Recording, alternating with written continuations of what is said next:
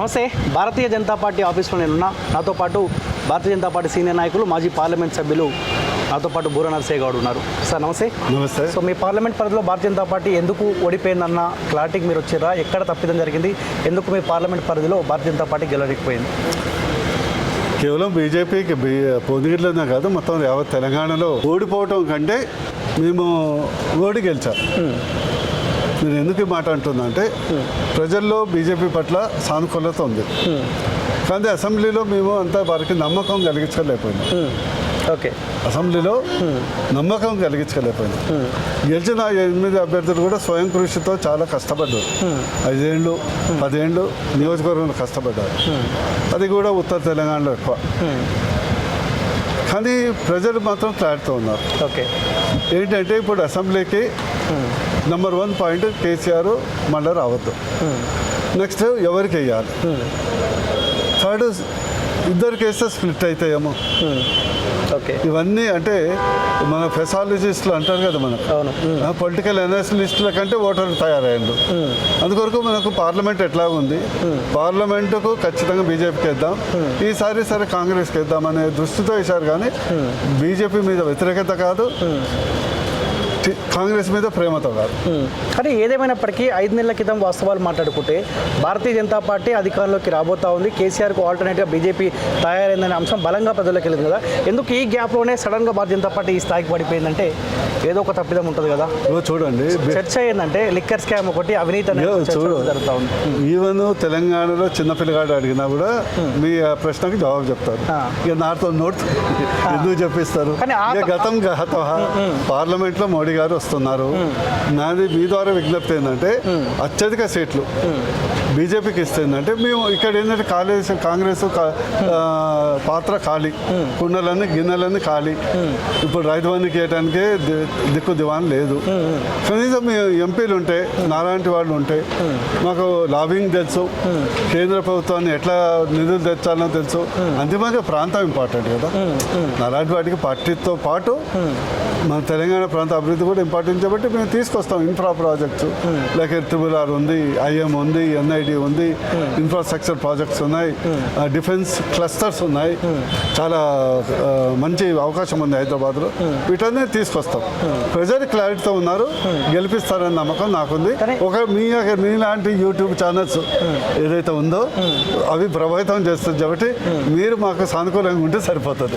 మాకు సానుకూలంగా ఉంటే ప్రజలకు సానుకూలంగా ఉన్నట్టు. సరే, మేము పలానా పార్టీకి ఓటేయమని ఎప్పుడు చెప్పలేదు. కానీ ఏ తప్పిదం అయితే అసెంబ్లీ ఎలక్షన్లో జరిగిందో, సో ఆ తప్పిదం మళ్ళీ పార్లమెంట్ ఎలక్షన్లో జరిగే అవకాశం ఉంది. అబ్సల్యూట్లీ. మాటలలో మార్పులు కావచ్చు. లేదు, అలాంటి తప్పిదం అని కాదు. నేను ఎప్పుడు చెప్తుంటా, big people make big mistakes. So something has happened, let us forget, let us go forward. పార్లమెంట్లో అయితే గెలుస్తాం కదా, మోడీ గారు అయితే ఖచ్చితంగా గెలుస్తారు. ఇప్పుడు పార్లమెంట్ నుంచి అత్యధికంగా సీట్లు వస్తే మాకేం కావాలి? మీకు ఒక్కటే అర్థం చేసుకోండి, ప్రాంతమే కదా బాగుపడాలి. రేపు రాష్ట్రానికి ఏమైనా ఇబ్బంది ఉన్నా కూడా మేము తీసుకొస్తాం కదా కేంద్రం నుంచి. అవును. సో మీరు గతంలో భువనగిరి పార్లమెంట్ నుంచి ఎంపీగా పోటీ చేసి గెలిచినారు. సో ఆ తర్వాత బీఆర్ఎస్ పార్టీకి రాజీనామా చేసి బీజేపీలో జాయిన్ అయినారు. సో ఇప్పుడు టికెట్ మీకే వస్తా నమ్మకం ఉన్నదా? ఖచ్చితంగా ఉన్నది, వస్తుందనుకుంటున్నాను. వస్తుందనే నేను కర్మయోగిని కదా, పని చెయ్యి, ఫలితం గురించి వరి కాకండి. సో ఆల్రెడీ ఆ నియోజకవర్గం, ఆ పార్లమెంట్ పరిధిలో 2-3 రెడీగా ఉన్నారు పోటీ చేయడానికి, పార్టీ అవకాశం ఇస్తా అని చెప్పి. సో వాళ్ళ కార్యాచరణ, వాళ్ళ మీటింగ్ కూడా ఏర్పాటు చేసుకుంటున్నారు. సో ఇక్కడ ఏమైనా ఇబ్బంది అవుతుందా? ఇప్పుడు ఆశించడం తప్పలేదు, కానీ ఇప్పుడు మనం గెలవాలి కదా.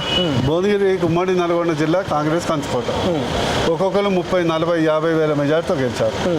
ఇప్పుడు దాన్ని కొట్టాలంటే బీజేపీ మోడీ గారు ఉన్నటువంటి సానుకూలతతో పాటు అభ్యర్థి ఫేస్ వాల్యూ కావాలి, సోషల్ బ్యాక్గ్రౌండ్ కావాలి, వివిధ పార్టీల నుంచి సానుకూలత ఉండాలి, గతంలో చేసినటువంటి రిపోర్ట్ కార్డు ఉండాలి. ఇవన్నీ ఉంటేనే కదా నల్గొండ జిల్లాలో, ఉమ్మడి జిల్లాలో భువనగిరిలో కానీ నల్గొండ పార్లమెంట్ కానీ బయటపడేది. అందుకొరకు ఇవన్నీ ఉంటాయి. ఖచ్చితంగా కేంద్ర ప్రభుత్వం నిర్ధారణ, మా హైకమాండ్ ఆల్రెడీ నిర్ధారణకు ఉంది. ఆశించడం తప్పలేదు, ఎవరైనా ఆశించవచ్చు కదా. కానీ ఖచ్చితంగా నాకు అవకాశం వస్తుందని భావిస్తున్నాను. ఆ కొరకు ఆ విధంగా పనిచేస్తాను. ఎవరికి అవకాశం వచ్చినట్టు కలిసి పనిచేసుకుంటారా? ఎందుకంటే ఈ మాట అంటా ఉన్నా, సో మొన్న జరిగిన అసెంబ్లీ ఎలక్షన్లో కూడా కార్యకర్తలు చాలా ఇబ్బందులు పడ్డారు. మీకు తెలుసు కదా, ఇప్పుడు ఒకటి ఏంటంటే పార్టీలో ఉన్నప్పుడు పార్టీ నిర్ణయానికి కట్టుబడి పనిచేస్తాం, అంతే కదా. అందులో ఎలాంటి క్వశ్చన్స్ ఎరైజ్ కావు. సో ఇప్పుడు కాళేశ్వరం పైన చర్చ జరుగుతూ ఉంది. సో రేవంత్ రెడ్డి అంటా ఉండి 10 సంవత్సరాల కాలంలో భారతీయ జనతా పార్టీ ఏం చేసింది, ఇప్పుడు అధికారంలోకి రాగానే మా పైన ఆరోపణలు చేస్తూ ఉన్నారు అంటా ఉన్నారు. మీరు రెడీగా ఉన్నారో? ఒకవేళ రాష్ట్ర ప్రభుత్వం ఆదేశాలు జారీ చేస్తే సిబిఐని ఇటు ఉసుగొల్పే అవకాశం ఉంటుందా?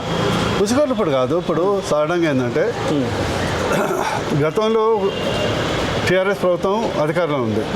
సిబిఐ అన్లెస్ అంటే స్టేట్ గవర్నమెంట్ అప్పగిస్తే తప్పితే సిబిఐ డైరెక్ట్ వచ్చి ఇన్వాల్వ్ కాలేదు. మీకు అందరు తెలుసు. ఏదైతే మీరు చెప్పారో కుంగిపోయింది, అవినీతి జరిగింది అనేది అందరం ఆరోపణిస్తున్నాం. ఇప్పుడు మీ చేతిలో ఉంది, మా చేతిలో పవర్ సెంటర్లో ఉంది. You give it A transfer the case. సిబిఐకి ట్రాన్స్ఫర్ చేయరు. ఎందుకంటే మీకు అంతర్గతంగా జరిగినటువంటి విషయం ఏంటంటే రాహుల్ గాంధీ, సోనియా గాంధీ వాళ్ళ యొక్క హైకమాండ్ ఒక నిర్ధారణకు వచ్చారు. ఎక్కడైతే Congress versus BJP direct fight ఉందో కాంగ్రెస్ ఓడిపోతుంది. ఓకే, మధ్యప్రదేశ్ కానీ, ఛత్తీస్గఢ్ కానీ, రాజస్థాన్ కానీ, ఎక్కడైతే ఒక స్థానిక ప్రాంతీయ పార్టీ ఉందో కొంత కాంగ్రెస్ నిలబడుతుంది. అందుకొరకు టీఆర్ఎస్ను, కేసీఆర్ను కాపాడుకోవాలని ఢిల్లీ ఆదేశాలు రేవంత్ రెడ్డి గారికి. వారి మాటల్లో మార్పు వచ్చింది, మీరు చూశారు కదా. వారి యొక్క అవినాభావ సంబంధం ఎట్లా గత 1 monthలో మీరు చూస్తున్నారు కదా. బీఆర్ఎస్ నాయకులు, కాంగ్రెస్ నాయకుల మధ్యతో ఉన్నటువంటి అది ఒక్కొక్కసారి వీళ్ళు సింగిల్ పార్టీ అనిపిస్తుంది. కానీ ఎలక్షన్ల ముందు కూడా బీజేపీ, బీఆర్ఎస్ రెండు ఒకటే అని బలంగా కాంగ్రెస్ పార్టీ తీసుకెళ్ళింది. దానివల్ల నష్టపోయాం కదా. అటువంటి ఆదేశాలు కనుక సిబిఐని వాళ్ళు రప్పించుకోకపోతే ఇప్పుడు మీరు బీఆర్ఎస్, కాంగ్రెస్ రెండు ఒకటే అనే నిదానంతో ముందుకెళ్ళబోతారా? అది కరెక్ట్. కళ్ళ ముందర కనిపిస్తుంది కదా ఎట్లా చట్టా పట్టాలు వేసుకొని తిరుగుతున్నారు. మీరు చూడట్లే, విజువట్లే. ఎవరికో ఒక కాంగ్రెస్ మంత్రికి చలి జ్వరం వస్తే ఓ లైన్ కట్టిండ్రు. కాంగ్రెస్ వాళ్ళు పోలే, బీఆర్ఎస్ నాయకులు పోయిండ్రు. అన్నా ఎట్లా ఉందాం అంటే there is a something going అని ఆ సినిమా ఉంది కదా, సంథింగ్ ఓ తెర వెనుక అయితే ఇది నడుస్తున్నది నాకు వచ్చింది. ఎట్టుబడి మీరు మా జోలికి రాకండి, మేము మీ జోలికి రాము. ఎందుకంటే వీళ్ళకేందంటే ఎక్కడ 10 మంది ఎమ్మెల్యేలు లాగుతారేమో, పొడగొడతారేమో అని వీళ్ళ భయం వీళ్ళకు. ఎక్కడ కేసులు మియాపూర్ భూములు కానీ, కాళేశ్వరం కానీ, బోధన్ స్కామ్ కానీ, ఈఎస్ఐ స్కామ్ కానీ చిట్టా పెద్దగా ఉన్నది కదా.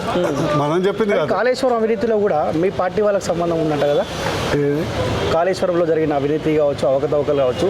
సో బీజేపీ, బీఆర్ఎస్ రెండు కలిపి వీళ్ళు అవినీతికి పాల్పడ్డారు. నాకేం సార్, మీరు ఎట్లా ఉందంటే ఈ అంశాన్ని తెరపై కిషన్ రెడ్డి ఎందుకు తీసుకొని వస్తామంటే ఆయన ఆదాయం కోసము ఇమ్రాన్ ఖాన్ మీద, పాకిస్తాన్ ఇమ్రాన్ ఖాన్ మీద కేసు పెడితే మాకు సంబంధం ఉన్నట్టు వీళ్ళకి ఇది పక్తు KCR project, TRS project, state government project ముందర అంతం ఇంత ఉంటే కాంగ్రెస్కు, ఎందుకంటే వాళ్లకు ఆ కాంట్రాక్టర్కు లింకులు ఉన్నాయి కాబట్టి ఏమైనా ఉండొచ్చు. మరి అదంతా అనవసరం. మీరు నిజంగా స్వచ్ఛలైతే, నిజంగా కాళేశ్వరం మీద చిత్తశుద్ధి ఉంటే, అవినీతి మీద చిత్తశుద్ధి ఉంటే మీరు కాళేశ్వరం కానీ, మియాపూర్ భూములు కానీ, ఈఎస్ఐ స్కామ్ కానీ, ఈ మధ్య ఈ హైదరాబాద్లో ఉన్నటువంటి వివిధ భూములకు సంబంధించి కానీ, లేదా ఈ కాందిశీకుల భూముల ట్రాన్స్ఫర్స్ కానీ, ఏదైతే మనకు ఉంది కదా జోన్ చేంజెస్, విచ్చలవిడిగా జోన్లు చేశారు కానీ అది కానీ, జివో 59 కింద అనేక మంది అధికార పార్టీ నాయకులకు ల్యాండ్, ప్రభుత్వ భూమి వాళ్ళకి కట్టబెట్టారు లాస్ట్ 1 month ఆఫ్ ద గవర్నమెంట్లో. వీటన్నిటి మీద మీరు ఒక శ్వేతపత్రం వేయండి. అప్పుల మీద శ్వేతపత్రం అందరికీ తెలిసిందే కదా. అందువరకే మిమ్మల్ని పెట్టిండ్రు, కేసీఆర్ దింపారు. అందులో మీరు కొత్తగా అప్పులు ఉంది, ఏముంది 5 లక్షలు 6 లక్షల కోట్ల అప్పులు ఉందని తెలంగాణలో ప్రతి ఒక్కరికి తెలుసు కదా. మీరు శ్వేతపత్రం తీయాల్సింది కాళేశ్వరం మీద.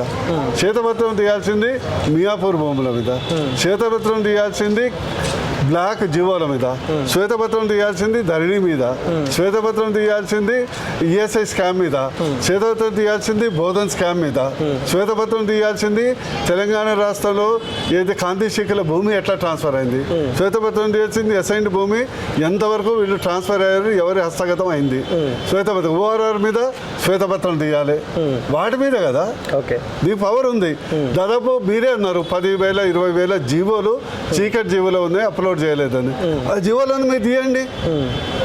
YR not opening that GOs. ఒక 24 అవర్ జీవో కొన్ని, 12 అవర్ జీవో కొన్ని, మీకు తెలుసు కదా, 4 అవర్ జీవో కొన్ని, 1 అవర్ జీవోస్ కొన్ని. ఇవన్నీ తీయండి. శ్వేతపత్రం తీయాల్సింది దీని మీద. ఓకే, అంటే మీరు తీయలేదంటే మీరు కొమ్మక్కైందని రూఢి అవుతుంది. ఓకే, కానీ ఆల్రెడీ కొంత స్పీడ్ పెంచినట్టు కనిపిస్తలేదా ఈ 1 మంత్ పాలనలో? కొంత ఈయన చర్యలు కావచ్చు, లేకపోతే ఈయన తీసుకునే నిర్ణయాల పట్ల సరే కొంత మార్పు వచ్చిందన్న ఆలోచన మీ పార్టీలో కూడా వస్తలేదా? ఎవరు? సో రేవంత్ రెడ్డి తీసుకున్న నిర్ణయాల పట్ల సో నిజంగానే మార్పు దిశగా ప్రజలు వాళ్ళకి అవకాశం ఇచ్చినప్పుడు సో అదే దిశగా ఆయన పనిచేస్తున్న ఆలోచన కానీ ఆ విధానం మీకు కనిపించట్లేదా? మార్పు అంటే ఇప్పుడు చేసిందేముంది 1 మంత్లా? ఫ్రీ బస్ రైడ్ తప్పితే మిగతా చేసిందేముంది? రైతు బీమా, రైతు బంధు ఇంతవరకు రాలే, అక్కడ ఖాళీ, మిగతాయి రాలే. ఇది ప్రజాపాలన కాదు, కాలయాపన పాలన కొరకు పార్లమెంట్ వరకు లాక్అవటం. ఓకే, పాపం రేవంత్ రెడ్డి మా అందరికి మిత్రులే, మీ అందరూ సహచరణం చెప్పి ఓసారి బాధ అనిపిస్తుంది. హాయిగా అపోజిషన్ లీడర్ ఉన్నప్పుడు బిందాస్ ఉండే, ఇష్టం వచ్చినట్టు కాలం లేపుకొని. ఇప్పుడు ఏమైనా ముళ్ళ కిరీటం పెట్టుకున్నాడు, ఇక్కడ ఉన్నాము ఖాళీ బొచ్చ, అడగటానికి ఏం లేదు. కేసీఆర్ గారు మొత్తమే గీకిపోయిండు. ఓకే, మొత్తం ఖాళీ కోకాపేట నుంచి కాకపేట వరకు అన్ని ఖాళీ చేసిపోయిండు. ఇక మిగిలింది ఏముంది? రక్తం కన్నీళ్ళు వస్తాయి చూడండి. ఓకే, కొద్ది రోజుల తర్వాత ఎన్ని పార్లమెంట్ సీట్లలో మీ పార్టీ ఫోకస్ చేయబోతా ఉంది? వాళ్ళు 12 అంటారు కాంగ్రెస్ పార్టీ వాళ్ళు. నేను చెప్తున్నా కదా, కాంగ్రెస్కి వస్తే 1-2 వస్తాయి. బీజేపీకి ప్రజలు సిద్ధంగా ఉన్నారు. మోడీ గారు దేశంలో ఉండాలని కోరుకుంటున్నారు. వాళ్ళు క్లారిటీతో ఉన్నారు. కేసీఆర్ కాంగ్రెస్ ఎందుకు అంత ఈజీగా ఎందుకు తీసుకుంటాం సార్? మీరు కీలక నేతలే చాలా మంది మీ పార్టీలో ఓడిపోయినారు కదా, ఎందుకు ఈ పార్లమెంట్ విషయాలు అంత ఈజీగా ఎందుకు? ఈజీగా మేము తీసుకోవట్లేదు, ప్రజల మనోభావాలు మీకు చేస్తున్నాం. ఈవెన్ అసెంబ్లీ ఎన్నికలప్పుడు కూడా ప్రచారం అయినప్పుడు సార్ ఈ అసెంబ్లీ మమ్మల్ని ఇబ్బంది పెట్టక, పార్లమెంట్కి అయితే మీకు వేస్తాం. ఈవెన్ టీఆర్ఎస్ కాంగ్రెస్ వాళ్ళు అంటే పార్టీలకు అతీతంగా మోడీ ఉంటేనే బాగుంటుంది. అందరూ పార్టీ కొరకు చూడరు కదా, దేశ భవిష్యత్తు కూడా ఇంపార్టెంట్, రాష్ట్ర భవిష్యత్తు ఇంపార్టెంట్. అందుకొరకు రాష్ట్ర భవిష్యత్తు బాగుండాలంటే బీజేపీలు గెలవాలి. ఇప్పుడు టీఆర్ఎస్కి వేస్తే బీఆర్ఎస్కి వేస్తే ఏమి ఉపయోగం? 2 ఎంపీలు గెలిచిండు అనుకో, వేరే రాష్ట్రాలు నిలబెడతారా? నిలబెట్టాడు. ఆ స్కోప్ లేదు. మన అసెంబ్లీలోనే 5 రాష్ట్రాలు అయితే ఎక్కడ నిలబెట్టాలి. బీఆర్ఎస్ మళ్ళీ బ్యాక్ టీఆర్ఎస్ అవుతుందో చెప్పలేము. అది బాయ్. 2 ఎంపీలు 1 ఎంపీలు గెలిపి తప్పితే ఏం లేదు. ఇకపోతే కాంగ్రెస్ ఎట్లాగ అపోజిషన్ మీద కూర్చునేదే కదా. ఇక్కడ గవర్నమెంట్ ఇచ్చినాం, ఒక 4-5 ఎంపీలు గెలిపేయడం వల్ల పోయేదేముంది, వచ్చేదేముంది? లేదు. బీజేపీకి వేస్తే ఏంటంటే ఒకటి వస్తుంది. మాలాంటి వాళ్ళు బీజేపీ ఎంపీలు ఓ మోరల్ అప్లికేషన్ ఉంటుంది కదా, సార్ మాకు బీజేపీకి వేశారు, మాకు ఇది ఇవ్వండి. రేపు గారితో డిఫెన్స్ క్లాస్ సార్ మాకు ఇవ్వండి. 666 మీరు తొందరగా కంప్లీట్ చేయండి. ఐఏఎం ఇంతవరకు లేదు. ఇండియన్ ఓషియోగ్రఫీ ఇన్స్టిట్యూట్ లేదు. గిరిజన యూనివర్సిటీ ఏదైతే ట్రైబల్ చేశారో తొందరగా కంప్లీట్ చేయండి. మా బీబీ నగర్ నేను ఏం తెచ్చాను కదా, దానికి ఎదురుగా ఇన్స్టిట్యూట్ ఆఫ్ ట్రాన్స్లేషన్ మెడిసిన్ ఉంది. దాన్ని గతంలో శాంక్షన్ చేయించాం కానీ కేసీఆర్ గారు ల్యాండ్ ఇవ్వక అది పెండింగ్ పడ్డది. ఎమ్మడి పడతాం. ఎంఎంటీఎస్ యాదాద్రి, ఎంఎంటీఎస్ బదులు ఒక లో కాస్ట్ మెట్రో పెట్టమని అడుగుతాం. చౌటుపల్లి మెట్రో పెట్టమని అడుగుతాము. 666 చుట్టూ రైల్వే పెట్టమని అడుగుతాము.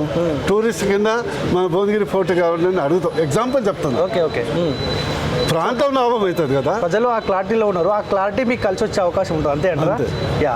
సో ఎనివే భువనగిరి పార్లమెంట్ పనిలో వెళ్దాం. మీకు టికెట్ ఇచ్చుకున్న తర్వాత నేను కూడా ఆ భువనగిరి బిడ్డనే కాబట్టి వాస్తవ పరిస్థితి మనకు కూడా తెలుసు. Thank you so much sir. So ఇది భారతీయ జనతా పార్టీ సీనియర్ నాయకులు మాజీ ఎంపీ బూర నర్సయ్య గౌడ్ స్పెషల్ ఇంటర్వ్యూ చూస్తుండే college TV. Thank you so much.